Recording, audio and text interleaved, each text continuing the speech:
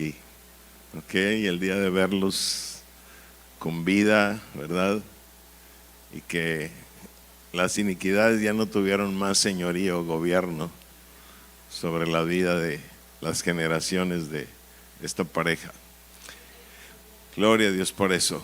Le quiero presentar en esta mañana a Pastor Ángel Casanova, pastor en Progreso, Yucatán, ¿ok? Viene para servir en el encuentro y como invitado a compartir la palabra en este fin de semana. ¿Cómo la ve? Denle un aplauso a nuestro Rey por la vida de él.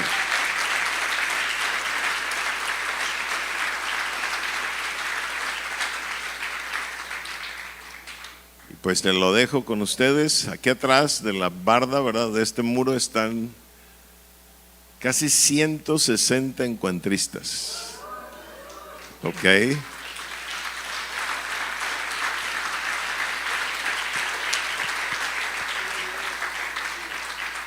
El Señor superó la meta con muchísimo. La mitad de ellos vienen de ciudades fuera de Los Mochis. ¿Ok? Muchas ciudades de Los Mochis, del país. ¿Ok?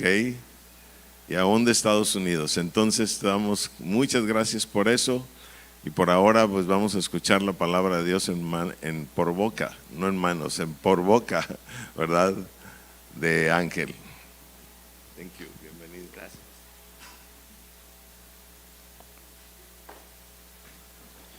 Muy buenos días.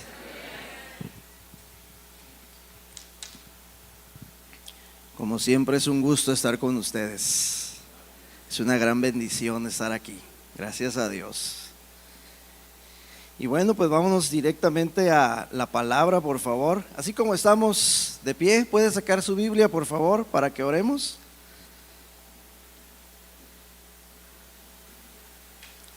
Cierre sus ojitos, por favor, para que nada le distraiga. Repita conmigo: Señor, esta mañana, danos de tu paz. Que descienda tu paz en mi mente y en mi corazón. Y en el nombre de Jesús te doy gracias porque tienes un mensaje para mí, para enseñarme a tener una conducta nueva que muestre los genes que estás poniendo en mí. Y yo abro mi corazón a esta palabra. En el nombre poderoso de Jesús. Amén. Gloria a Dios. Ahora sí puede sentarse, por favor.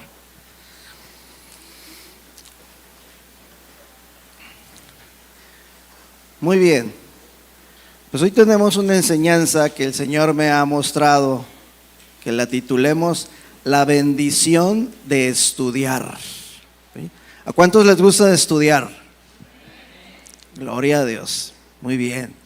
Qué bueno, porque realmente el pueblo de Dios necesita estudiar, ¿sí?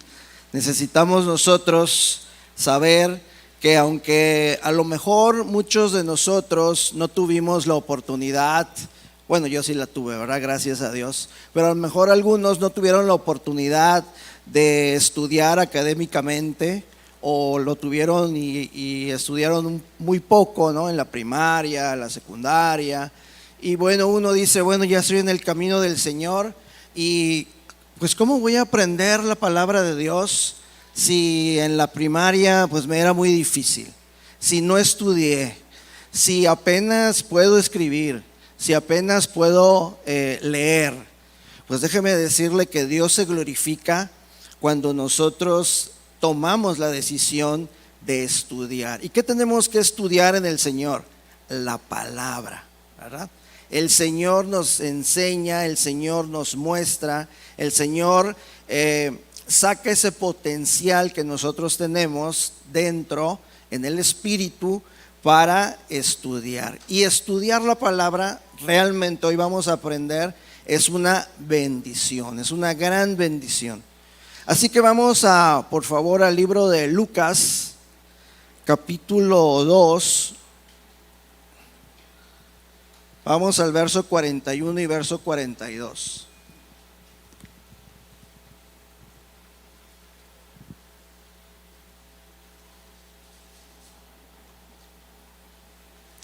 Este es un pasaje que seguramente usted conoce, en donde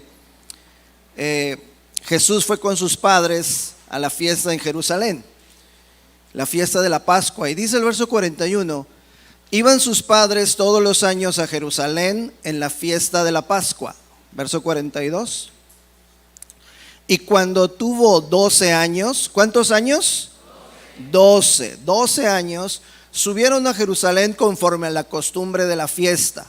Acuérdese usted, yo creo que la mayoría sabe, y los que no, pues ahorita van a saberlo. El número 12 en la Biblia habla de discipulado, ¿verdad? ¿Por qué? Porque Jesús tuvo 12 discípulos. Y en realidad el número 12, pues por medio de lo que Dios nos ha enseñado, es que el 12 es el discipulado.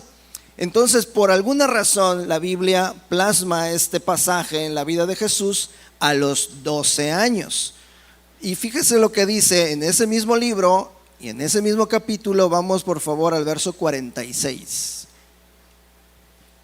Dice: y aconteció que 3 días después le hallaron en el templo, sentado en medio de los doctores de la ley, oyéndoles y preguntándoles. 47.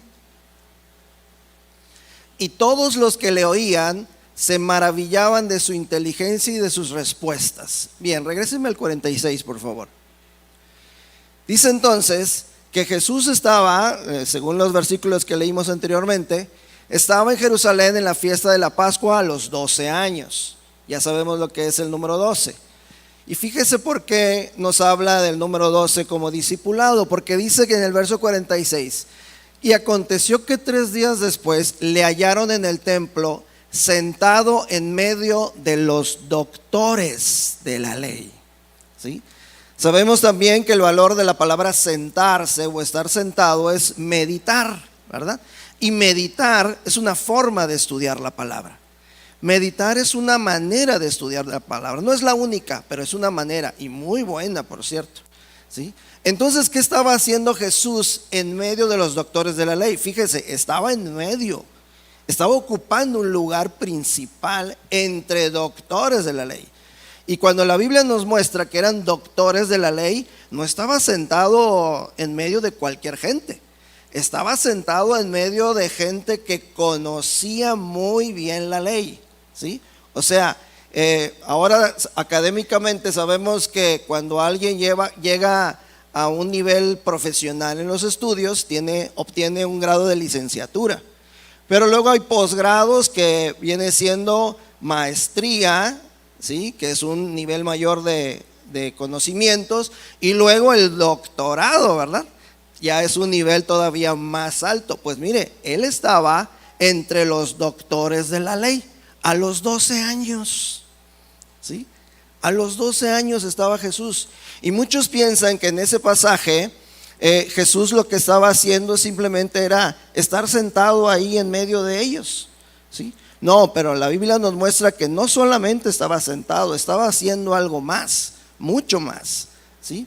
Dice aquí que lo que estaba haciendo en primera instancia, dice, oyéndoles y preguntándoles. Entonces Jesús tenía muchas preguntas, ¿verdad? ¿Por qué tenía preguntas? Porque él, al darnos cuenta en ese pasaje que él preguntaba, él anteriormente había leído la ley, ¿sí? Y entonces había cosas que él no sabía en la ley. Y aprovechando que estaba en Jerusalén y que estaba ahí estaban los doctores de la ley, porque como dice el verso 41, cada año iban a Jerusalén. Entonces Jesús, muy observador, se daba cuenta que en el templo de Jerusalén se reunían los doctores de la ley, hasta que a los 12 años dijo, yo me quedo aquí porque tengo muchas preguntas. Y en este lugar, ¿sí? Jerusalén, es donde voy a aprender, porque aquí hay gente que estudia la ley y yo tengo muchas preguntas acerca de la ley. Algo como lo que sucede conmigo ahora que vengo aquí en Mochis. Yo leo la escritura, tengo muchas preguntas, aprovecho que vengo a Mochis, aquí está mi maestro, y le doy las preguntas que tengo ahí desde mi casa para aprender, ¿sí? Entonces Jesús estaba oyéndoles y preguntándoles. Pero fíjese lo que dice el verso 47.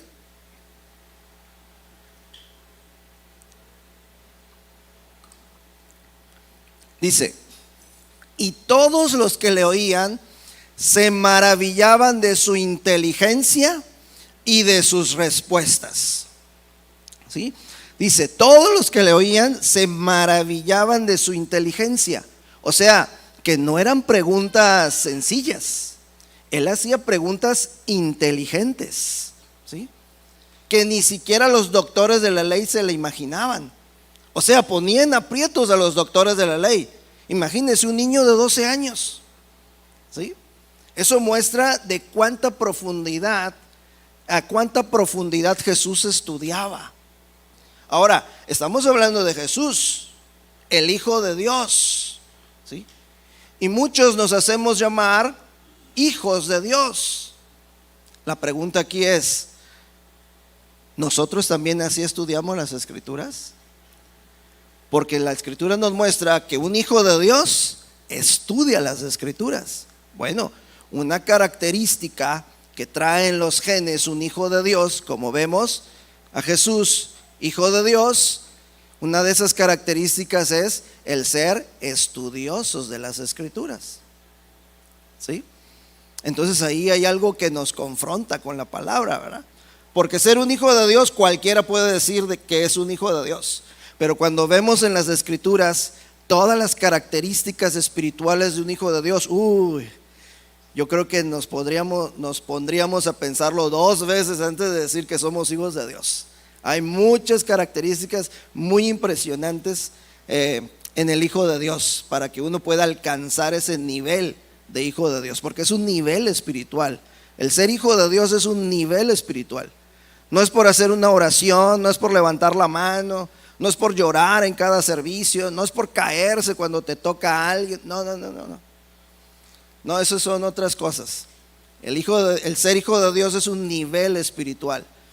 Y entre las características está el estudiar la palabra. Porque luego al final del verso 47 dice que además de que se maravillaban de su inteligencia, también se maravillaban de sus respuestas. Y cuando hablamos de respuestas es porque a él le preguntaban también. Los doctores de la ley, imagínense, los doctores de la ley le preguntaban al niño de 12 años y se maravillaban de lo que respondía. O sea, tampoco se esperaban las respuestas que daba, ni de las preguntas que hacía, ni de las respuestas que daban. Entonces nos damos cuenta que Jesús realmente estaba estudiando la ley. Él estudiaba la ley. Pero mire, cuando nosotros nos congregamos, como ahorita, gloria a Dios, qué bueno que usted y yo nos congregamos, esto es un acto público. Esto lo hacemos a los ojos de la gente, ¿sí? Cualquiera puede darse cuenta que nos congregamos.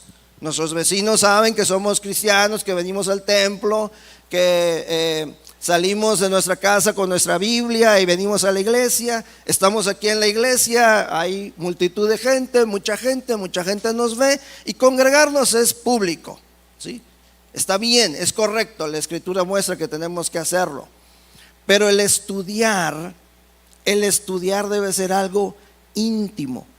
Es algo que inclusive se hace en secreto, ¿sí? Y la misma Escritura nos lo muestra. Veamos lo que dice Marcos capítulo 6, versos 2 y 3, por favor.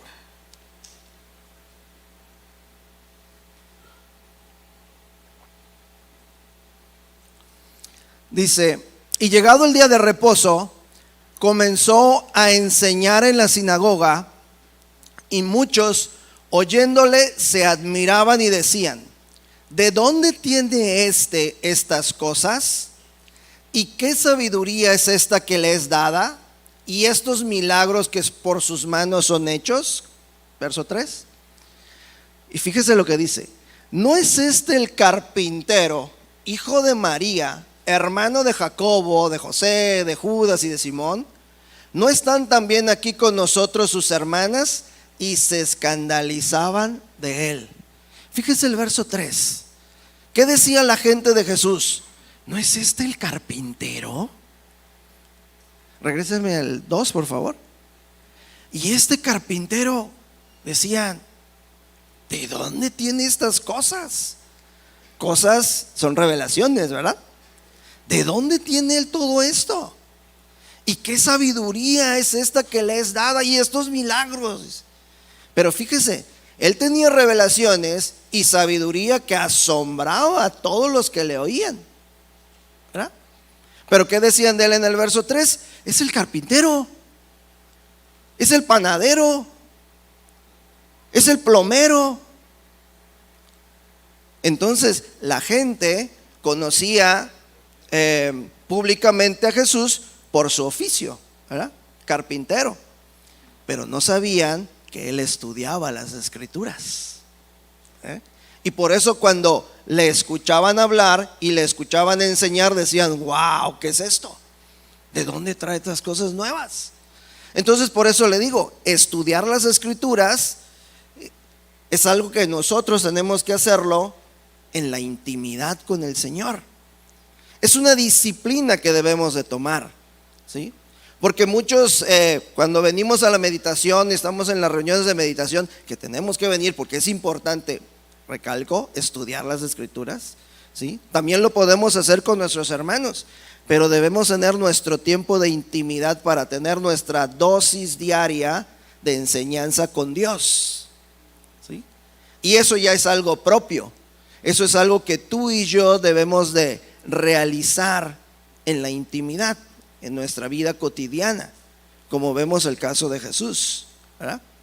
Pero Jesús, como él era un estudioso de las escrituras, como estamos viendo, como Dios nos está enseñando, él también lo hizo con sus discípulos, ¿sí? Por eso es que cuando vemos la escritura en Hechos capítulo 4, por favor, Hechos 4 versículo 13, nos dice: entonces, viendo el denuedo de Pedro y de Juan, y sabiendo que eran hombres que sin letras y del vulgo, se maravillaban y les reconocían que habían estado ¿con quién? Con Jesús. Entonces, ¿qué sabía la gente de manera pública acerca de Pedro y de Juan?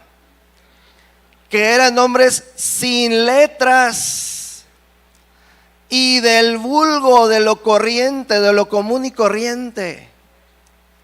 No eran reconocidos como gente estudiada, no eran reconocidos como doctores de la ley, como intérpretes de la ley, no. Pero viendo el denuedo de Pedro y de Juan, dice al final, les reconocían que habían estado ¿con quién? Con Jesús.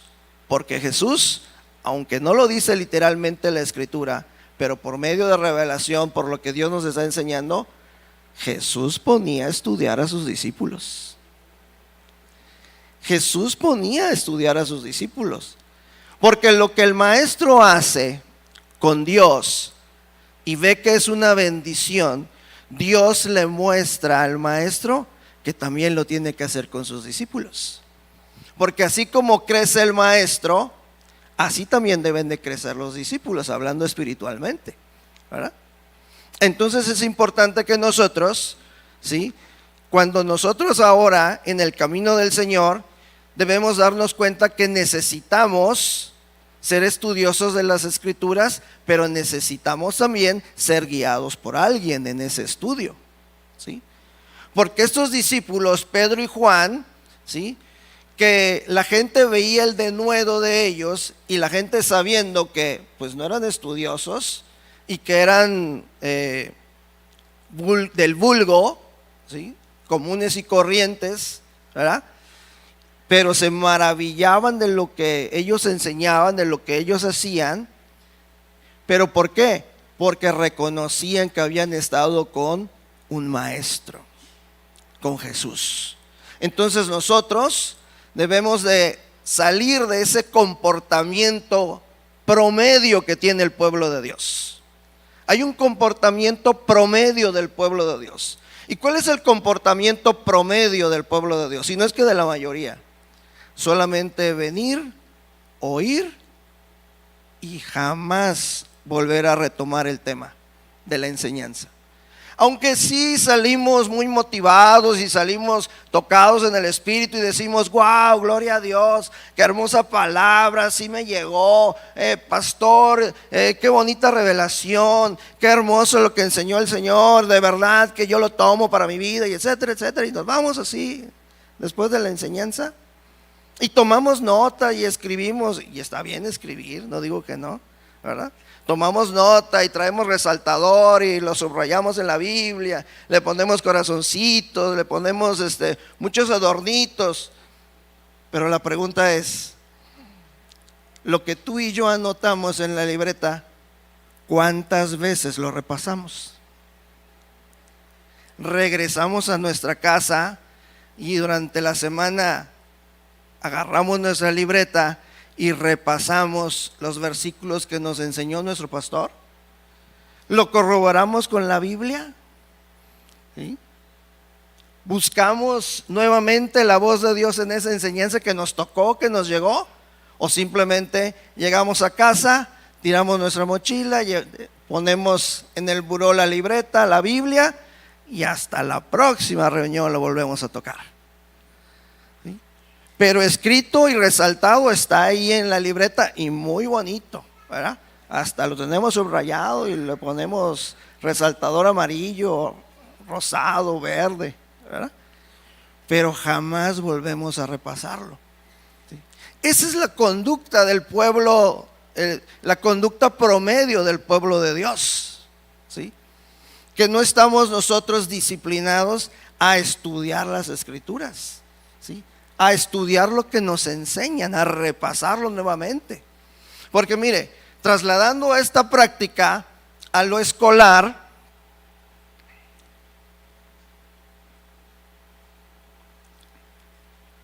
nosotros vamos a la escuela y entonces lo que enseña el maestro, algunas partes, algunas cosas de lo que dijo el maestro, lo podemos entender en el aula. Si no nos ponemos a jugar y no metemos relajo en el salón, bueno, los que fuimos estudiantes, ¿verdad? Pero si metemos relajo no entendemos nada. Pero si nos concentramos en lo que enseña el maestro, algunas cosas lo podemos entender, ¿sí? Pero llegando a casa y repasando lo que aprendimos en el aula, vamos a entender todavía más. Vamos a aprender todavía más de lo que aprendimos en el aula, ¿verdad? Mire, mi pastor de ustedes también, nos enseña, nos discipula y nos dice, muchachos, porque así nos dice, bueno, ya no estamos tan muchachos, ¿verdad? Pero así nos dice, muchachos, porque nos quiere mucho. Muchachos, repasen lo que ya les enseñé. Y Dios les va a mostrar más. Y van a aprender más. ¿Sí? ¿Por qué? Porque cuando repasamos las Escrituras, cuando repasamos lo enseñado, entendemos más. ¿Y qué es el entendimiento? El entendimiento es estar oyendo la voz de Dios. De tal manera que en el repaso o en el estudio del tema que el maestro ya enseñó, entendemos un poquito más y entonces eso quiere decir que Dios ya nos empieza a hablar. Vea qué bendición es estudiar. Esa es una de las bendiciones. Esa es una de las bendiciones. Y no porque entendamos algo que el maestro no nos enseñó, ya somos más que el maestro. No, al contrario, debemos reconocer que tenemos la necesidad de tener a alguien que nos enseñe, porque si el maestro no nos hubiera enseñado la base, no hubiéramos podido entender lo que sigue después de esa base. ¿Me estoy explicando? ¿Verdad? Y por eso dice la Escritura que uno no es más que su maestro. Basta en el discípulo ser igual que su maestro, ¿verdad?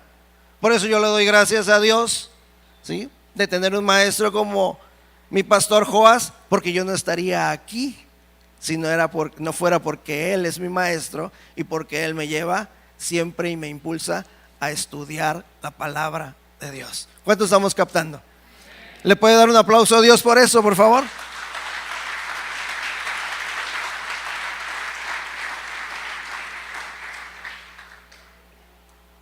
Bien. Y yo le decía que estudiar las Escrituras es independiente del nivel académico que nosotros tengamos. Independiente, vea. Ahí está Pedro, ahí está Juan, hombres sin letras y del vulgo. Pero ¿cómo hablaban? ¿Con qué denuedo? ¿Verdad? Por eso es que yo le quiero decir algo a usted. Yo un día aprendí que Dios me ha estado enseñando muchas cosas, para gloria de Dios, ¿sí? Y no es porque yo tenga una inteligencia o un IQ, un coeficiente intelectual muy alto, no, sino porque el soplo del Omnipotente nos hace que entendamos. ¿Se da cuenta? ¿Verdad? Así que usted y yo debemos de saber que no es necesario que nosotros, para hablar y enseñar la palabra de Dios, debemos tener un nivel académico de licenciatura, de posgrado, de doctorado. No, el pastor Ángel puede ir a predicar porque él es químico farmacobiólogo, porque estudió en la universidad. Y por eso tiene facilidad de palabra. Y por eso entiende muchas cosas. No. Vea, Pedro y Juan. ¿Qué eran Pedro y Juan? Gente sin letras y del vulgo, de un oficio que no necesitaban un nivel académico para desarrollarlo. Así usted y yo, ¿verdad? Por eso le digo, yo un día aprendí que no debo de cohibirme para enseñar la palabra de Dios. Porque mi función es aprender, estudiar, oír la voz de Dios, y el pararme aquí a enseñar, es Él el que se va a glorificar a través de mí. Porque no dice la Escritura que no nos preocupemos por lo que hemos de hablar en su momento, porque el Espíritu Santo nos recordará lo que tendremos que decir. Nos recordará. Eso quiere decir que nosotros ya lo debemos de saber, nada más que aquí nos lo va a recordar. Si no lo estudiamos, ¿cómo nos lo va a recordar? Nosotros lo tenemos que aprender y Él nos lo va a recordar, ¿verdad? Entonces, a pesar de que usted diga, bueno, yo no tengo una escolaridad de licenciatura, de universidad, mi letra no es muy buena, no escribo muy bien. No, ese no es impedimento para el Señor, para que usted pueda tener un conocimiento de las Escrituras, porque ese entendimiento y ese conocimiento se lo va a dar el soplo del Omnipotente. ¿Cuántos estamos captando eso? ¿Sí? ¿Lo está creyendo? Muy bien, gloria a Dios. Y lo vemos en las Escrituras, ¿sí? Y por eso dice la Escritura que Pedro y Juan eran reconocidos de que habían estado con Jesús. Por eso necesitamos un maestro. Ahora, otra de las bendiciones de estudiar las Escrituras, como ahorita vemos la relación de los discípulos con Jesús, ¿verdad? De cómo Jesús era estudioso y llevó a sus discípulos a estudiar también las Escrituras. Fíjese lo que pasa cuando uno va siguiendo esas enseñanzas o esa práctica de su maestro. Vemos, por ejemplo, la Escritura en Juan capítulo 17. Veamos el verso 6, por favor.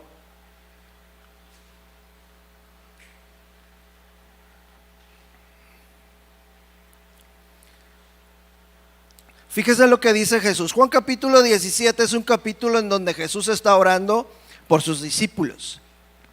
Y dice: he manifestado tu nombre a los hombres que ¿de dónde? Que del mundo me diste. Tuyos eran y me los diste y han guardado tu palabra. Estos hombres de los que está hablando Jesús eran sus discípulos. Y sus discípulos, dice él, que eran hombres. Cuando él los tomó, eran hombres, no eran varones, ¿verdad? O sea, no tenían ese crecimiento y ese desarrollo en el espíritu, ¿sí? Y que no pertenecían al reino, sino pertenecían al mundo, ¿sí? El mundo es un lugar donde se vive sin Dios. En palabras un poquito más técnicas, es una región espiritual, ¿verdad? Donde se vive sin Dios, ¿verdad?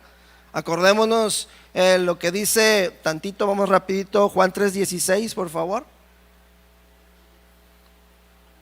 Porque de tal manera amó Dios al mundo. ¿Amó Dios a quién? Al mundo, que ha dado a su Hijo unigénito para que todo aquel que en él cree no se pierda, mas tenga vida eterna. Eso quiere decir que el mundo no cree. No cree en Dios, no cree en Jesús, ¿verdad? Y entonces Dios, por el amor que le tiene al mundo, le da una oportunidad para creer y entonces llegar a tener la vida eterna. Pero el mundo no cree, ¿sí? O sea, los que están viviendo sin Dios, esos son mundo. Los que están viviendo sin obedecer a Dios, esos son mundo, ¿sí? Y sabe alguna cosa, ser del mundo, o más bien salir del mundo, no es precisamente venir al templo. Porque hay mucha gente en los templos, ¿sí?, que no obedecen a Dios, ¿sí? Hay mucha gente en los templos que no obedecen a Dios, viven sin Dios, ¿sí? Aunque tomen nota y escriban y subrayen y pongan bien bonita todas sus notas, ¿verdad? Wow. ¿Por qué tan calladitos? ¿Verdad? Si nos llega, ¿verdad? Claro que nos llega, de eso se trata, ¿sí? Entonces, mire, el mundo es aquel que vive sin Dios, ¿sí? Y vamos a ver otro versículo, por favor, Santiago 4:4. Dice, oh almas adúlteras, ¿no sabéis que la amistad de quién? Del mundo es enemistad contra Dios, ¿verdad? La amistad del mundo es enemistad contra Dios. Cualquiera pues que quiera ser amigo del mundo, se constituye, ¿qué? Enemigo de Dios. Por eso en Juan 3:16, ¿sí?, Dios le da la oportunidad a sus enemigos de que crean en su Hijo y entonces puedan tener vida eterna, porque el mundo no cree. Entonces, regresando a Juan 17, en el verso 6, ¿de dónde eran sus discípulos? He manifestado tu nombre a los hombres que del mundo me diste, ¿verdad? Entonces, sus discípulos, cuando Jesús toma a sus discípulos, ¿sí?, eran gente que vivían sin Dios, eran enemigos de Dios. Pero en este mismo libro, en este mismo capítulo, vea unos 8 versículos después, denme por favor el 14. Dice, yo les he dado tu palabra y el mundo los aborreció. ¿Porque qué? Porque no son del mundo, ¿ah? Como tampoco yo soy del mundo. Entonces, ¿qué hizo Jesús? Los sacó del mundo. Los sacó del mundo. Y una manera de cómo sacó Jesús a sus discípulos del mundo es enseñándoles a estudiar las Escrituras, convirtiéndolos en estudiosos de las Escrituras. Y de manera íntima, Por eso es que a Pedro y a Juan decían, ¿de dónde tienen ese denuedo ellos? En lo secreto, en lo íntimo, Él enseñó a sus discípulos a estudiar. ¿Sí? No lo va a leer usted literalmente en la Escritura, no aparece eso. Todo es por la voz de Dios y por el entendimiento que el Omnipotente nos da para tener esa enseñanza. ¿Me explico?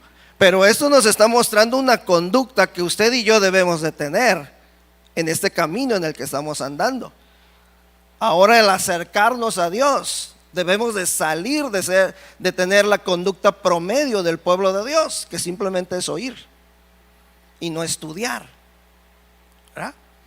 Y en el verso 16 todavía confirma Jesús esto, porque dice, no son del mundo, como tampoco yo soy del mundo. Entonces, otra bendición de estudiar es que tú y yo podemos salir de esa conducta, de esa manera de vivir, sin obedecer a Dios, sin agradar a Dios. y podemos salir de esa condición de ser enemigos de Dios. ¿Sí? Y es importante entender eso, porque hay dos tipos de amor de Dios. ¿Sí? Y el de Juan 3:16 es uno. Es un amor hacia los enemigos. Muchos creen que el amor de Dios, seamos como seamos, nos lo va a dar. Pero si somos del mundo, sí. Pero hay otro amor de Dios que no, ese hay que ganárselo. Más adelante se los voy a mostrar. ¿Sí? Pero entonces vemos que los discípulos salieron del mundo y categóricamente Jesús está diciendo: hey, no son del mundo, ya no son del mundo, ¿verdad? ¿Y por qué estamos hablando de que en dónde está la relación entre el estudiar y salir del mundo? ¿Por qué estamos hablando de ello? Fíjese. Porque el mundo, como estamos viendo, son todos aquellos que espiritualmente viven sin obedecer a Dios. Son enemigos de Dios. ¿Y cuándo nos hacemos enemigos de Dios? Cuando cometemos pecado. El pecado nos hace enemigos de Dios. El pecado hace que nos separemos de Dios. ¿Y por qué hay pecado en nosotros? Por la carne. ¿Por qué hay pecado? Por la carne. Por esa maldad interna en que fuimos engendrados nosotros, como dice el Salmo, ¿verdad? En maldad he sido engendrado, dice David. Y por esa carne que tenemos, entonces cometemos pecado y vivimos sin obedecer a Dios. Pero vea qué gran bendición es estudiar, porque precisamente lo que dice Eclesiastés capítulo 12, versículo 12, vamos ahí por favor. Eclesiastés 12:12 dice: ahora, hijo mío, esto es un versículo para hijos, ¿verdad? A más de esto sea amonestado, no hay fin de hacer muchos libros, y el mucho estudio es fatiga ¿de qué? Fatiga de la carne. Literalmente está diciendo: si estudias mucho, corporalmente te vas a cansar. Y es cierto, quien mucho estudia, ¿sí?, su cuerpo de repente está cansado y hasta se duerme sobre los libros, ¿sí? Literalmente eso significa. Pero espiritualmente nos está diciendo: el mucho estudio de la palabra va a fatigar esa maldad interna que te lleva a pecar y que está dentro de ti. Entonces nosotros tenemos un enemigo adentro de nosotros mismos y es nuestra carne. Usted y yo lo sabemos, muchos de aquí lo saben. Y a ese enemigo lo tenemos que vencer, tenemos que acabar con él. ¿Y cuándo podemos acabar con? Perdón que se me va el gallo porque estoy como todavía saliendo de una gripa, ¿Cuándo podemos acabar con el enemigo, con un enemigo? Cuando está fuerte, cuando está vigoroso, cuando está enérgico, cuando tiene mucha energía, o cuando está cansado, cuando está fatigado. ¿A cuántos de aquí les gusta el box? Igual a mí me gusta el box, mucho. Una estrategia de los boxeadores, yo he visto algunos boxeadores que usan la estrategia, ¿verdad?, que cuando saben que sus golpes no son muy fuertes contra su enemigo, permiten que a ellos les tiren golpes, ¿sí?, siempre y cuando tienen mucha condición física para recibirlo, ¿verdad? Entonces su enemigo tira y tira y tira golpes hasta que se cansa, y una vez que se cansa, ahora sí viene la respuesta. Y le da el otro, y le da por acá, y le da por allá, y el otro ya no puede defenderse mucho. ¿Por qué? Porque está cansado, está fatigado. Entonces, ¿sabe lo que produce contra nuestra carne el estudiar la palabra? Produce que la carne se canse. Y si la carne se cansa, entonces estamos a un paso de vencerla. A un paso de vencerla. Estamos a un paso de salir de la condición de enemigos de Dios. Estamos a casi nada de salir del mundo. Y el pueblo de Dios necesita ser amigo de Dios, no enemigo de Dios. Por eso es que debemos de salir de esa conducta promedio del pueblo de Dios, que solamente oye y oye y oye y aún anota, pero no estudia. ¿Me explico? Solamente aquí hay que tener un cuidado, no caer en el afán. No caer en el afán, ¿sí? Porque habla de mucho estudio. Pero ¿qué es lo que vamos a estudiar para estudiar mucho sin caer en el afán? Lo que vamos a estudiar es lo que nos enseña nuestro maestro. Con lo que nos enseña nuestro maestro, con eso tenemos suficiente para estar estudiando en nuestra casita y repasarlo y corroborarlo con la Biblia, ¿sí? Y todavía aprender algo más que el Señor nos va a mostrar, ¿sí? Entonces, estudiar fatiga la carne, la cansa, pero todavía no la hemos vencido. ¿Cuándo vencemos a la carne? La misma Escritura nos lo muestra. Romanos capítulo 8, versículo 1.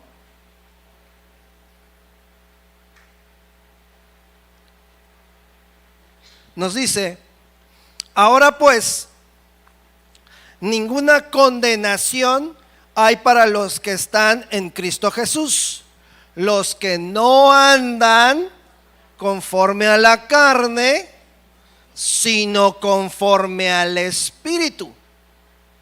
¿Sí?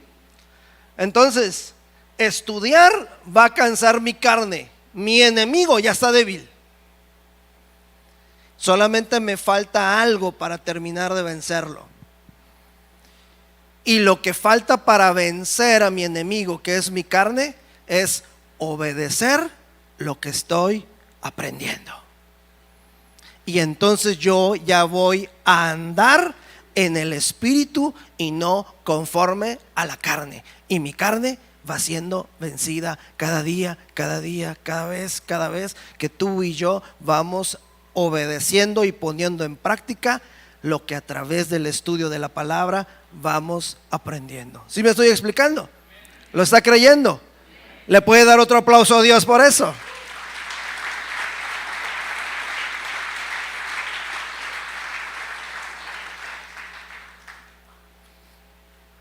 Eso es lo que Dios quiere. En realidad eso es lo que Dios quiere, que nosotros venzamos a nuestra carne, ¿sí? ¿Y por qué a veces no la vencemos? Porque simplemente nos roban lo que nos enseñan. En la parábola de los 4 tipos de tierra, vemos que uno de los tipos de tierra, que es cuando la semilla cae junto al camino, las aves del cielo se roban la semilla, ¿verdad? Y la semilla es la palabra. ¿Cuándo nos roban la semilla? Cuando no la estudiamos. ¿Cuándo nos roban la palabra? Cuando no la estudiamos. Por eso hoy podemos recibir esa enseñanza y si no la repasamos, mañana no se acuerda de qué se habló el domingo, ¿verdad? No se acuerda de cuál fue la enseñanza del pastor. Ay, ¿de qué? ¿De qué era? Algo así como que lo tengo en la punta de la lengua. Ay, ¿cómo? Pero ya se lo robaron. Ya se lo robaron. ¿Por qué? Porque no hubo el repaso, no hubo el estudio. Realmente eso es una práctica espiritual, ¿sí? Cuando usted no se acuerda de la enseñanza que recibió, ya se la robaron las aves del cielo. Pero si usted la estudia, si usted la repasa, se sienta a estudiarla, ¿sí? A atesorarla, a escribirla, a meditarla, no se la van a robar. No se la van a, se lo aseguro. Se lo aseguro que no se la van a robar. Usted lo va a tener en su mente y en su corazón. Y lo único que va a faltar es practicarlo. ¿Cuántos me están captando? Si usted quiere defender la semilla que le es enseñada cada vez que nuestro pastor la enseña o quien esté aquí al frente le enseña, si usted quiere pelear contra esas aves del cielo y que no le roben la semilla, póngase a estudiar. Con todo respeto se lo digo. Póngase a estudiar. Tenga usted el tiempo para sentarse a estudiar las Escrituras. Y entonces esas aves no van a poder robarle nada. De verdad se lo aseguro. ¿Sí? Porque entonces, cuando vemos en Romanos capítulo 8, versos 38 y verso 39,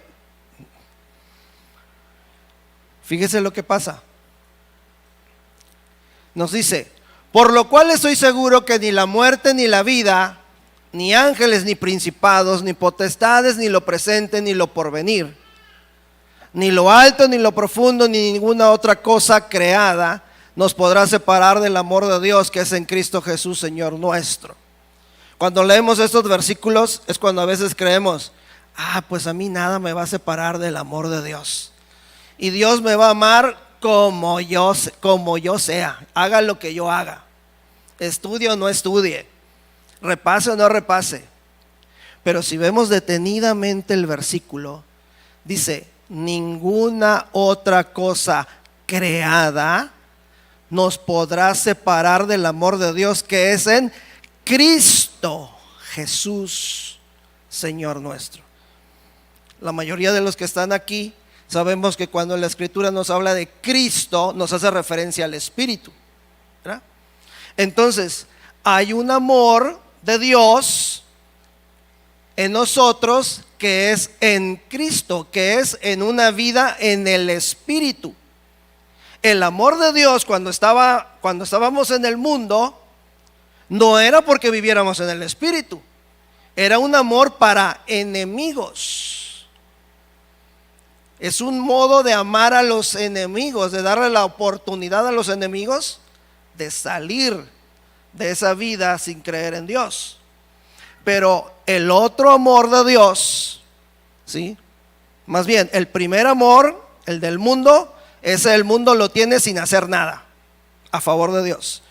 Pero el otro amor de Dios, ese sí hay que ganárnoslo, hermanos. Ese sí hay que ganárnoslo. Y ese nos lo ganamos si nos esforzamos para vivir en Cristo, en el Espíritu. Lo dice Juan 14, 21. Por favor, Juan 14, 21. El que tiene mis mandamientos y los guarda, ese es el que me ama. Y el que me ama, vea el verbo en futuro, será amado por mi Padre. Y yo le amaré y me manifestaré a él. Si lo vemos por antítesis, el que no tiene mis mandamientos y los guarda y no los guarda, ese no me ama, y el que no me ama no será amado por mi Padre, y yo no le amaré y no me manifestaré a él. Entonces este amor que es en el Espíritu, ese sí hay que ganárnoslo. Porque este amor no es un amor de Dios para enemigos, es para amigos. Y yo le pregunto esta mañana: ¿cómo quiere usted que Dios le ame? ¿Como enemigo o como su amigo? Como su amigo, ¿verdad? Para eso hay que tener los mandamientos y guardarlos, ¿sí? O sea, no permitir que nos lo roben. Y para ello hay que estudiar, ¿verdad? Por eso, regresando a Romanos 8, 38 y 39, vamos al 39 más bien.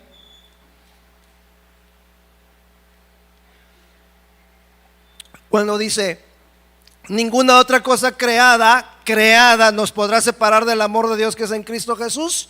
Nos está diciendo, en el verbo de creado, cuando dice ninguna otra cosa creada, nos está hablando que ninguna cosa espiritual nos va a separar del amor de Dios que es en Cristo Jesús. O sea, cuando ya somos amados viviendo en el Espíritu. El verbo crear habla del Espíritu, como dice Génesis 1:27, por favor. Y creó Dios. ¿Qué hizo Dios? Creó Dios al hombre a su imagen, a imagen de Dios lo creó, varón y hembra los creó. ¿Y qué estaba creando ahí? El Espíritu.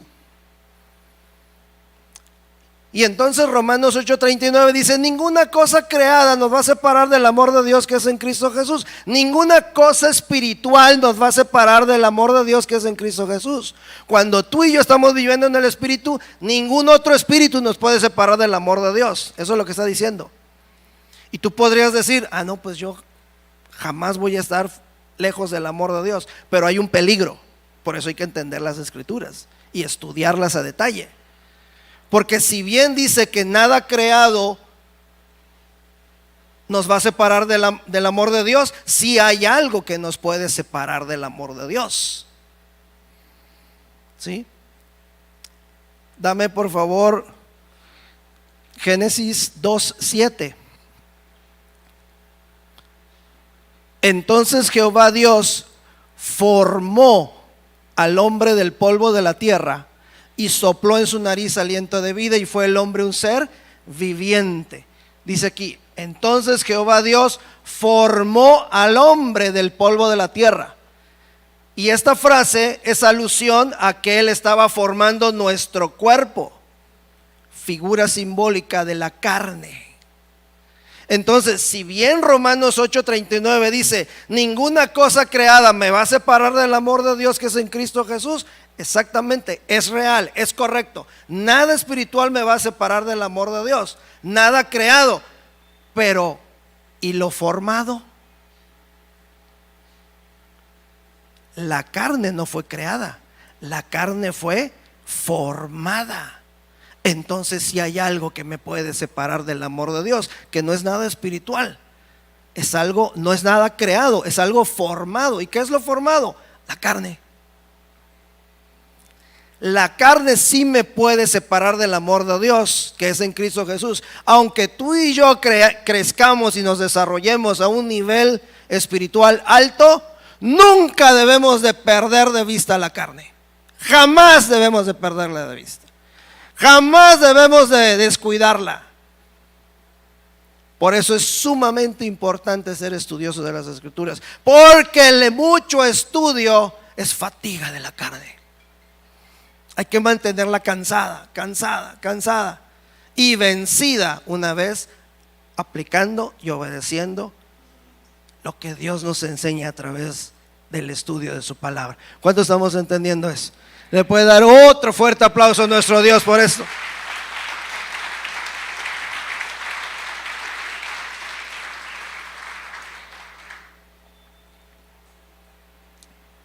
Los muchachos de aquí de alabanza, por favor, me apoyan.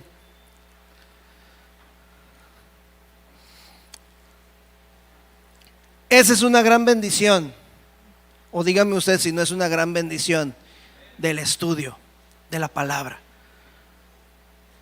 Porque el estudio es lo que se va, el estudio de la palabra es lo que se va contra nuestra carne, para cansarla. Y luego el paso final para vencerla es vivir la palabra. Y entonces ahora sí, nos mantenemos en el amor de Dios que es en Cristo Jesús. Bien, mis hermanos, esta mañana,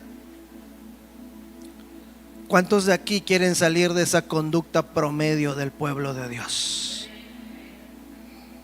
Gloria a Dios. Dios me envía esta mañana para enseñarle esto, para que usted y yo cambiemos esa manera habitual de estar andando de aquí ya hace un tiempo, meses, años, en donde si bien venimos, que no debemos dejar de venir, si bien anotamos, que no debemos dejar de anotar, subrayamos, tomamos fotos, ¿cuántas veces revisamos nuevamente esas fotos? Y tenemos libretas a veces en la casa de muchas enseñanzas, como un best seller de libros, de libretas allá en el librero, llenas de enseñanzas, pero no las tomamos y las repasamos. Entonces, si usted quiere salir de esa conducta promedio y tener una característica de un hijo de Dios, usted y yo debemos de tomar en cuenta y sacar el tiempo de sentarnos a estudiar la palabra de Dios. ¿Sabe qué? Tenemos un excelente pastor, un excelente maestro, que a eso nos lleva, a estudiar. ¿Y sabe qué? Yo estoy seguro que eso se lo ha enseñado Dios a él, porque usted y yo somos testigos de cómo él se sumerge a las Escrituras, estudia las Escrituras, inquiere en las Escrituras. Y eso es algo que la misma palabra muestra. Así rapidito, dame por favor Eclesiastés capítulo 12, versículo 9, por favor.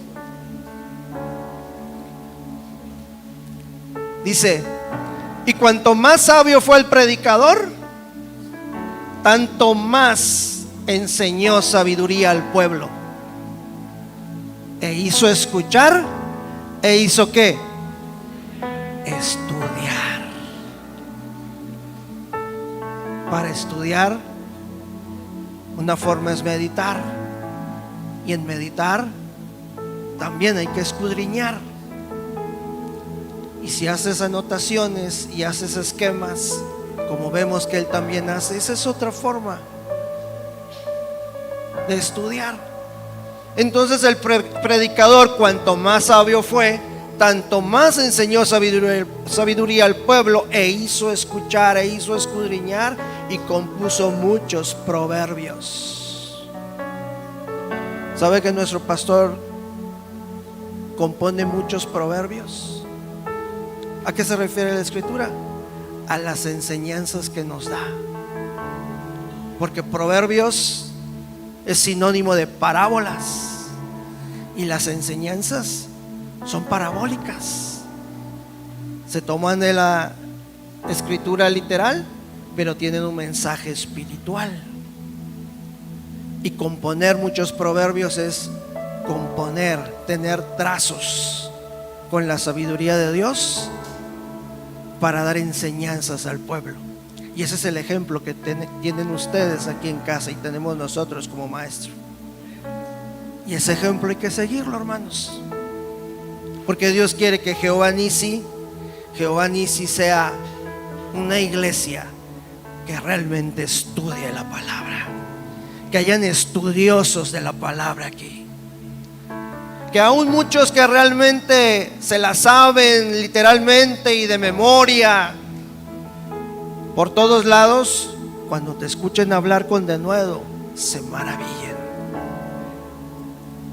Cuando escuchen tus respuestas, se maravillen. Cuando vean tu ejemplo de vida, digan: ¿quién es este pescador?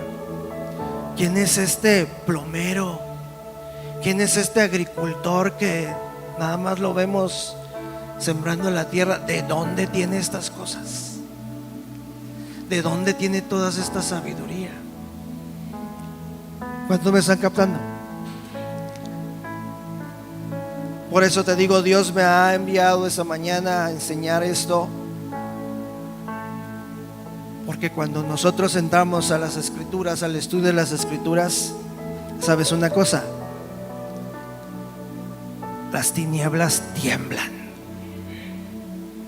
y las tinieblas retroceden. Dios quiere que retrocedan en este lugar y en tu vida las tinieblas, y tiemble el reino de las tinieblas cuando el pueblo de Dios se levanta a estudiar la palabra, y se glorifica a Dios a través de todo lo que enseña, de todo lo que te va a enseñar. Por eso te digo, si tú quieres hacer ese compromiso con Dios de ser ahora un estudioso de la palabra, inclina tu rostro. Permíteme orar por ti, por favor.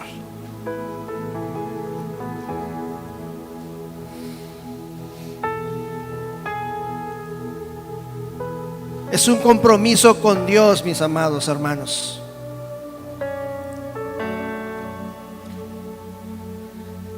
Es algo que a lo mejor nunca nadie te va a preguntar. ¿Ya estudiaste la palabra? ¿Ya te pusiste a repasar?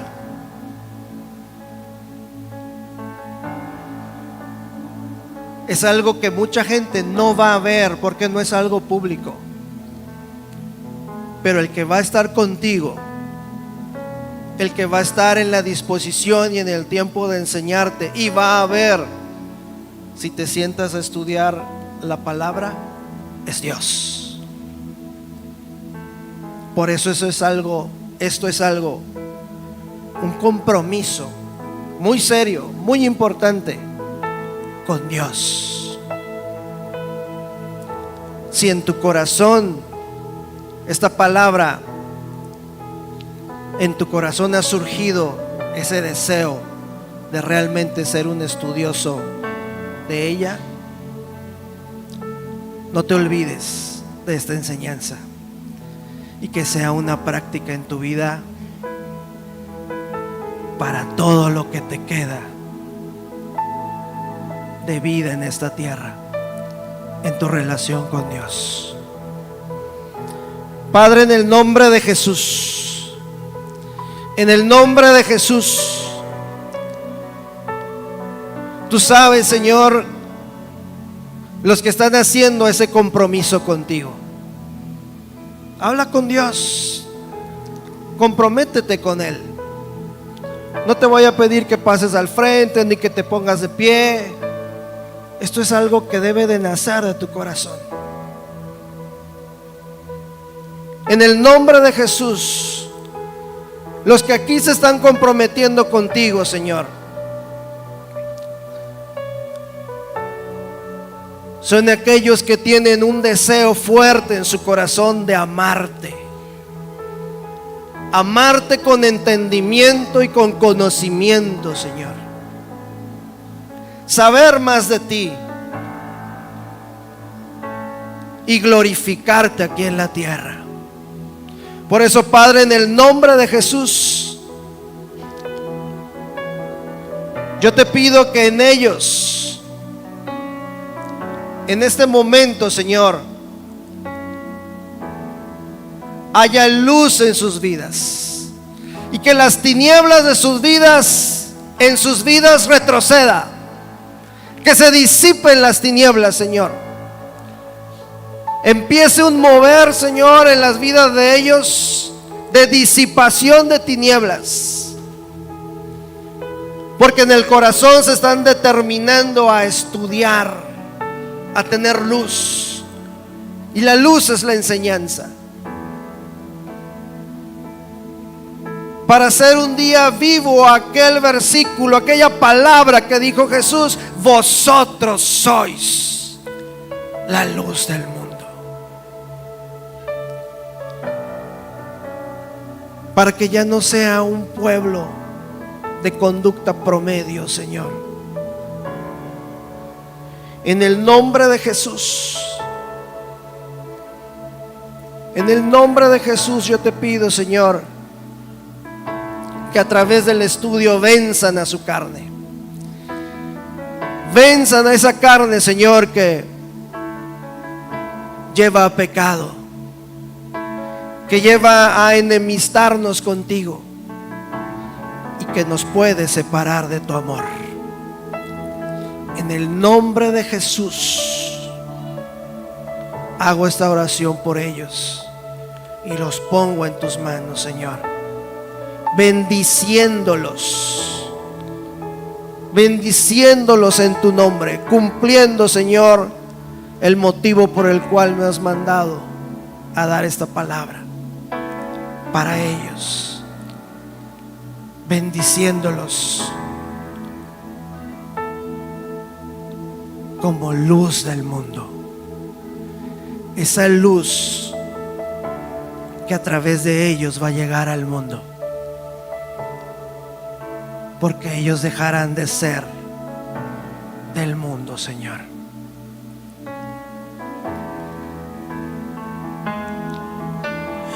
En el altar donde nadie puede ver lo que solo tú.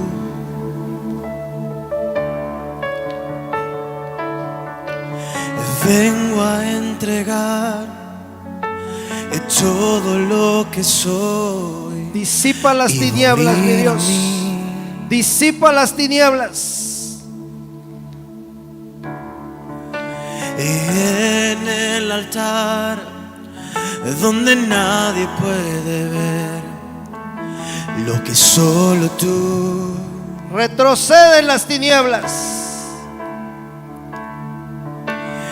Vengo a entregar todo lo que soy y morir a mí.